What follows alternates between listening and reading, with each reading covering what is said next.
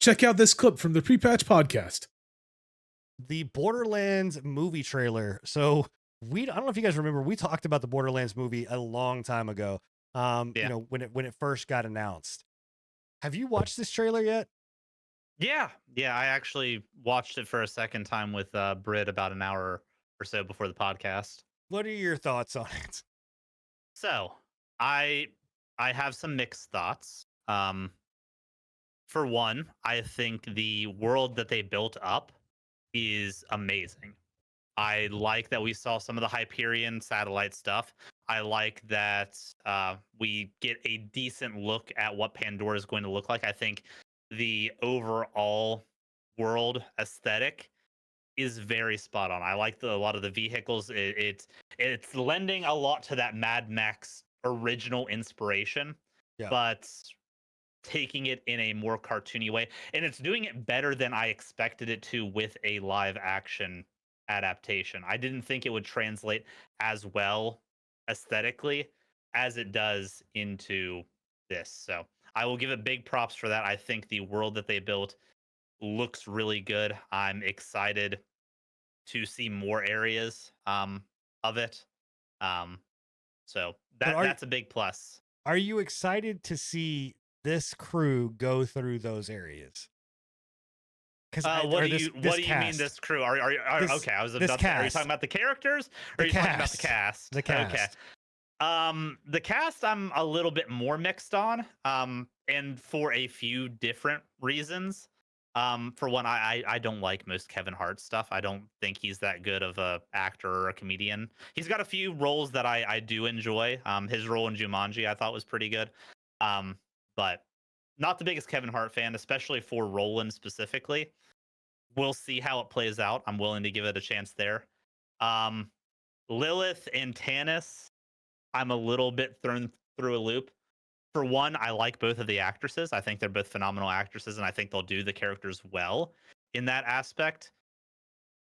In another aspect, I'm a little bit weirded out on the accuracy to the source material, considering Tannis and Lilith both in the games are in their 20s, and these actresses are in their 50s and 60s respectively. Yeah, I cannot get behind. And they didn't de-age them, which if that's the route they want to go with it, I'm fine with it. It's just it seems like an odd choice, considering I think there's plenty of actresses that could have filled these roles and been a little bit more accurate to the sourse material. Yeah, I don't know. I don't know if they were just wanting to go for star power. Kate Blanchett as fucking as Lilith just makes no goddamn sense to me. I fucking hate it. I think she'll do well with it. I mean, yeah, she's a good actress, but I just don't. She plays the sassy badass well whenever she's given the chance. Fit I don't know. Put a little bit more comedy on Hela, and I think it'd be fine. Yeah, I don't know, man. I just don't think that she fits that character respectively because of. And I'm sorry, I know this may, I don't know. It is an age thing. It's just it's because also too, they didn't outside of Tannis, they didn't age any other characters. You know what I mean? The other characters are the age roughly. I mean, Kevin Hart's Tiny Tina looks great. Right. I actually like the actress for her. I don't know if they're going to be able to pull as good of a performance as Ashley Birch does with the voice acting, but I think she looks the part, at least. Same thing with Krieg. Krieg looks fucking amazing. Yeah, dude, he's probably the best looking bro. character of the entire showcase. Yeah. Moxie, for the split second that you actually see her, actually looks pretty decent too. Wait, where is she at? When did I miss? It's literally 2 frames of Moxie, so you gotta be looking. There's Marcus there for a frame or two. A lot of the other characters look solid. It's just those 2 in particular that I'm a little bit thrown a loop for on their casting. Yeah. She's going to be showing up here in a second. I'm gonna say I'm waiting to see where she's going to be at because I did not see her, or remember seeing her. But yeah, like I said, it's very it's weird. Yeah. Writing wise, I think it's a bit too tame for the Borderlands universe. But that being said, maybe I'm just too acclimated to Borderlands 2 and how like in your face a lot of the humor is with that. This definitely gives off more of a Borderlands 1 comedy aesthetic where it's a lot more dry. It's a lot more like ironically funny. Do you think that we're gonna get? Oh, there's Moxie. Yeah, no, she does look like Moxie. It's good. Do you think that we're gonna get like all the powers and all that kind of stuff that we're associated? Like we That's know. another thing. We didn't see a single siren power from Lilith No. like throughout this entire trailer. I don't know if they're holding off on that. She seems to be the central character force with this, so I don't know if they're doing like a different universe style thing with Siren. Does she even have tattoos? Nope. I didn't even think not to that, look for not that I can tattoos. see. So, the only thing that I saw that was Siren even close was like there's but I think it's a firework. Is like the firework going It, off. You know. yeah, it's a firework. Yeah, I don't think she has tattoos. She does have the long sleeves on the jacket, so you can't really tell. But that's that's something I didn't even think about. Yeah, it's just interesting. I don't know. It's just I think that a lot of people are saying Jack Black's gonna have to carry the movie. I think that that's yes and no. I mean, I think they're all capable actors. Sans Kevin Hart, his acting performance is yet to be determined. right. And I might be too harsh on Kevin Hart. He's just not my cup of tea as I mean, far as I like acting Kevin goes. Hart, but I don't know if I see him in Roland. You know what think this movie screams to me every time I watch this trailer? Jumanji.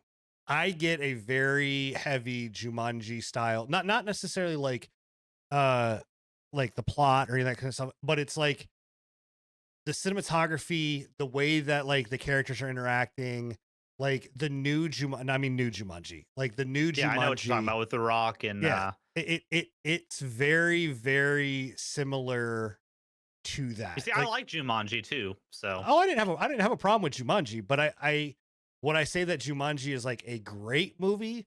No.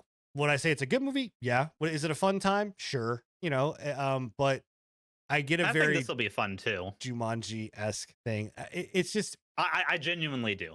And I I hope say so. that in a world where we've gotten movies like the Monster Hunter movie, which are That very was so hard to bad. enjoy. That was so bad. Um, Oh man. and that might just be me like liking the universe and being more willing to put up with some of the artistic decisions that they've made.